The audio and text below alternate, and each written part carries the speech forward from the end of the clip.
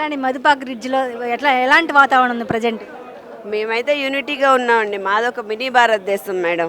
Madhu park అంటే mini భారతదేశం. అన్ని రాష్ట్రాలకు చెందినవారు, అన్ని భాషల వాళ్ళు, అన్ని మతాల వాళ్ళు, అన్ని కులాల వాళ్ళు కలిసి ఒక ఉమ్మడి కుటుంబంగా బతుకుతున్నాం ఇక్కడ మేము.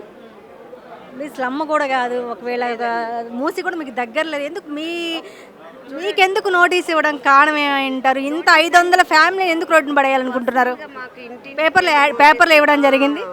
ఇంటింటికి పర్సనల్ నోటీసులు ఏం రాలేదండి. కాకపోతే ఏంటంటే ఒక మంచి స్థిరంగా ఉంది, ఒక ల్యాండ్ ఇది బాగా విలువైంది అనే ఉద్దేశంతో కావాలనుకుంటున్నారేమో.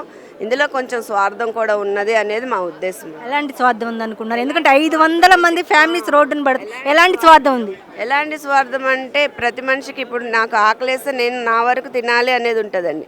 తన ఆకలి కాకుండా చుట్టుపక్కల వాళ్ళు, తన చుట్టూ ఉన్న వాళ్ళ కడుపు నింపడం కోసము ఎదుటి వాళ్ళ కడుపు కొట్టడం అంటారు దీన్ని.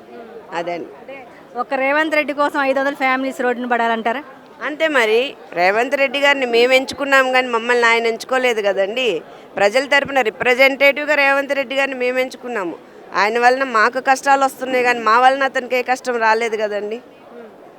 ఇట్లా దాదాపు ఈ గాంధీ సరోవర్ కోసం 5,000 కోట్లు ఖర్చు పెట్టి ఇక్కడ గాంధీ బొమ్మను కట్టబోతున్నారు. మీ ఫ్యామిలీస్ అందరి రోడ్ ఈ సరే అండి, మూసినది వస్తుంది అంటున్నారు, ఫ్లడ్ జోన్ అంటున్నారు. మరి 500 పోతే 450 కుటుంబాలే పోతాయండి ఒకవేళ వస్తే. మరి నువ్వు సరోవర్ పెడితే ప్రపంచంలో ఉన్న అందరినీ ఇక్కడ విజిటర్స్గా తీసుకొచ్చి వాళ్ళ ప్రాణాలు తీసేశారు అనుకోండి, అప్పుడు ప్రపంచం మొత్తం భారతదేశాన్ని చిన్నపుచ్చడానికా? అంతే కదా. భారతదేశంలో పలానా విజిటింగ్ ప్లేస్కి వెళ్ళాము, మా ప్రాణాలు పోయినాయి అని చెప్పి మిగతా దేశాల వాళ్ళందరూ వీళ్ళ మీద యుద్ధం చేయడానికా? చెప్పండి. ఇప్పుడు పోతే భారతీయులు మా 450 మంది ఫ్యామిలీస్ ప్రాణాలే పోతాయి ఒకవేళ ఫ్లడ్స్ వచ్చినా కూడా. నువ్వు ఇది డెవలప్ చేసి రేపు ఫ్లడ్స్ వచ్చినాయి అనుకోండి, ప్రపంచ దేశాల వాళ్ళు విజిటర్స్ వస్తారు కదా ఇక్కడ చూడడానికి, వాళ్ళందరూ చచ్చిపోతే భారతదేశం పరువు తలదించుకోవాలి కదా. భారతదేశం యొక్క ప్రధానమంత్రి గారు కానీ ఎవరైనా భారతదేశం ప్రపంచం ముందు ఉంచుకోవాల్సిన పరిస్థితి వస్తుంది. మరి నీ వల్ల అలాంటి పరిస్థితి రాకుండా ఉండడానికి మేము హెల్ప్ చేస్తున్నాం అనుకోండి. గవర్నమెంట్ నోటీస్ ఇచ్చిందంటే కంపల్సరీ ల్యాండ్ తీసుకుంటూ ఉంటుంది. ఎట్లా మరి మీరేమన్నా నోటీస్ పర్సనల్గా సీఎం గారు కానీ అతని ప్రతినిధులు కానీ వచ్చి ఎవరు ఇవ్వలేదండి. ఇవ్వలేదు. చెప్తున్నారు పేపర్ ద్వారా మాకు అవేర్నెస్ ఇస్తున్నారు అనమాట. నెక్స్ట్ మీరే అంటే చంపబోయే ముందు చెప్తుంటారు చూడండి, నెక్స్ట్ మిమ్మల్ని టార్గెట్ చేసామని ఒక క్లూ పంపిస్తున్నారు.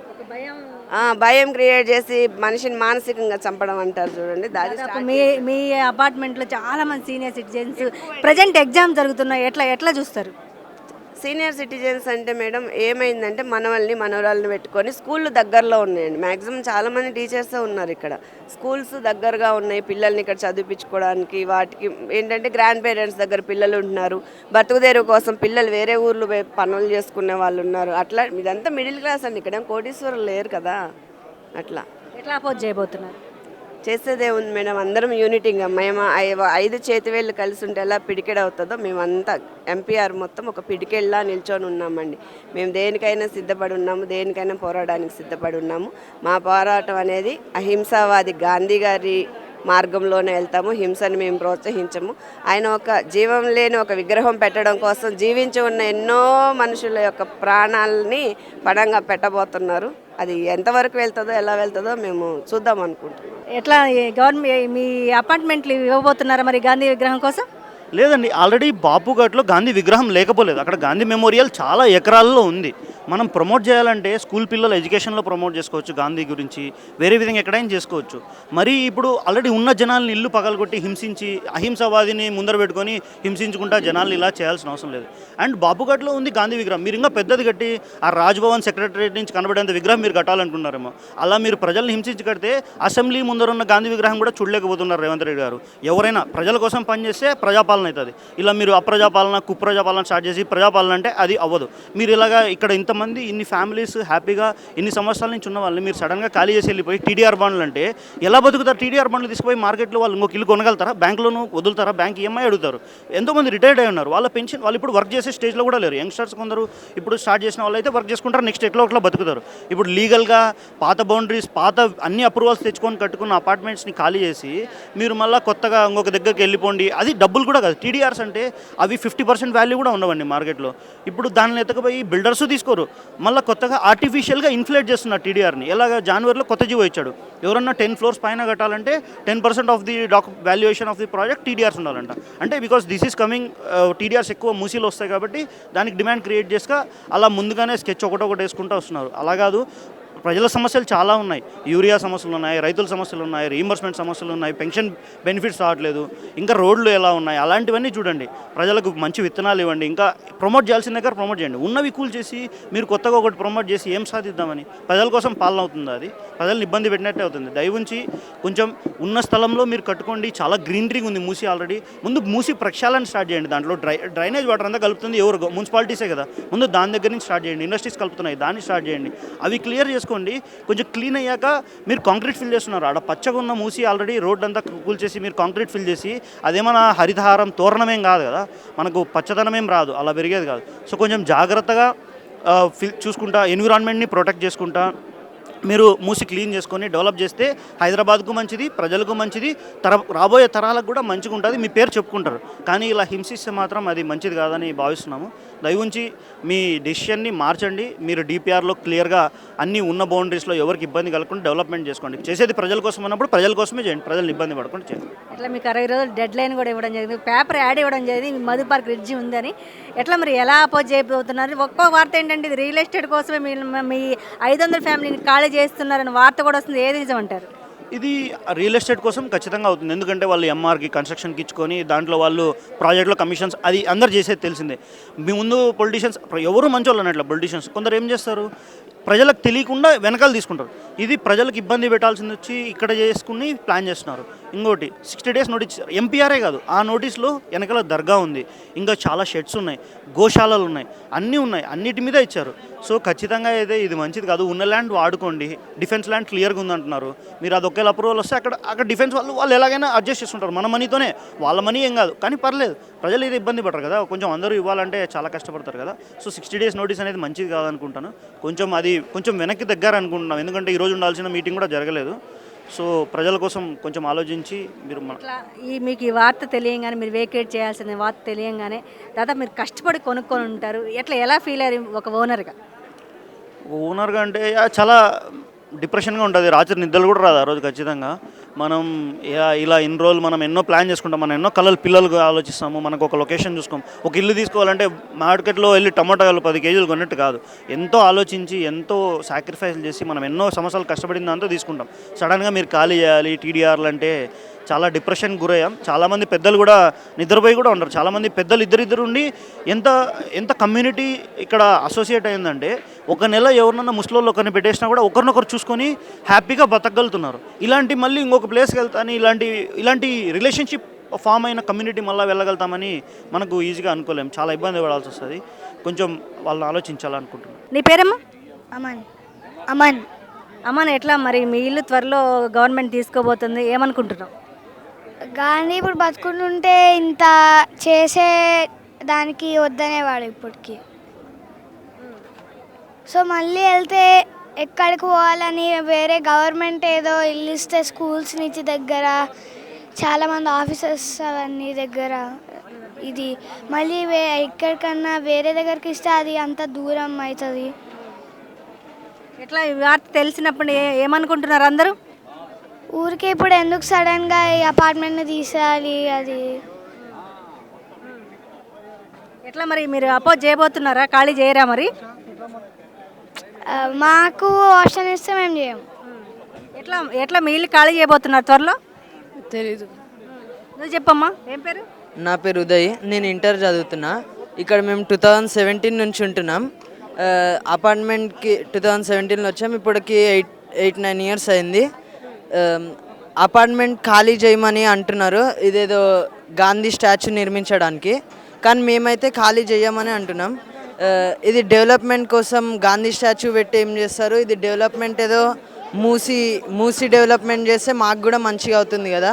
ఇది గాంధీ స్టాచ్యూ అంటే లంగరోజులో ఆల్రెడీ 2 గాంధీ స్టాచ్యూలు ఉన్నాయి, అక్కడ డెవలప్మెంట్ చేసుకోమని చెప్పండి. ఇక్కడ డెవలప్మెంట్ చేసి ఏం ఫైదా? ఇక్కడ అందరికి స్కూల్ కాలేజెస్ అన్నీ దగ్గర అవుతాయి, మాకు వెళ్ళడానికి రావడానికి ఇబ్బందిగా ఉండదు. అందరు ఇక్కడ క్రిస్టియన్ ముస్లిం హిందూస్ అని అందరూ ఒకటే దగ్గర ఉండి ఫెస్టివల్ జరుపుకుంటాం. ఈ కమ్యూనిటీలో అందరు ఒకరికొకరు ఉంటాం. ఇలా ఖాళీ చేయమని అంటే అయితే కాదు, ఎవరం ఖాళీ అయితే చేయం మేము. మీ అపార్ట్మెంట్ ప్లేస్లో గాంధీ బొమ్మ కడతా ఉంటున్నారు కదా. అవును అంటున్నారు కానీ మేమైతే అపోజిషన్గా ఉన్నాం. గాంధీ అదేదైతే డెవలప్మెంట్ ఉందో అక్కడ చేసుకోమని చెప్పండి. లంగరోజులో ఉంది కదా బాపుఘాట్ అని, అక్కడ డెవలప్మెంట్ చేసుకోమనండి. ఇక్కడ కావాలంటే మూసి నీట్ చేయమనండి. మస్కిటోస్ ఉంటాయి, దానివల్ల ప్రాబ్లం ఉంది, అది చేయమని చెప్పండి. ఈ వార్త తెలిసిందా నీకు ఇట్లా ఖాళీ చేయాల్సి వచ్చిందని? అవునవును. అనుకుంటున్నారు ఇంట్లో? ఇంట్లో అంటే ఖాళీ చేయాలి చూడాలి అని అంటున్నారు. కాకపోతే అందరూ పోరాడుతున్నారు. టెన్షన్ ఉంది అందరికీ. ఇప్పుడు ఎగ్జామ్స్ ఉన్నాయి, అవి చదువుకోవాలి. పేరు సుమయ్య, నేను క్లాస్ 6లో చదువుతున్నా. సో మేమందరం రేవంత్ రెడ్డి సార్కి ఓట్ చేసి గెలిపించింది ఆయన మమ్మల్ని మంచిగా చూస్తాడని. కానీ ఆయన మమ్మల్ని మంచిగా చూడకుండా మేము ఇంట్లో ఉన్న వాళ్ళని రోడ్ల మీదకి లాగేసి దీన్ని కూల్చేసి గాంధీ స్టాచ్యూ కడుతున్నారు.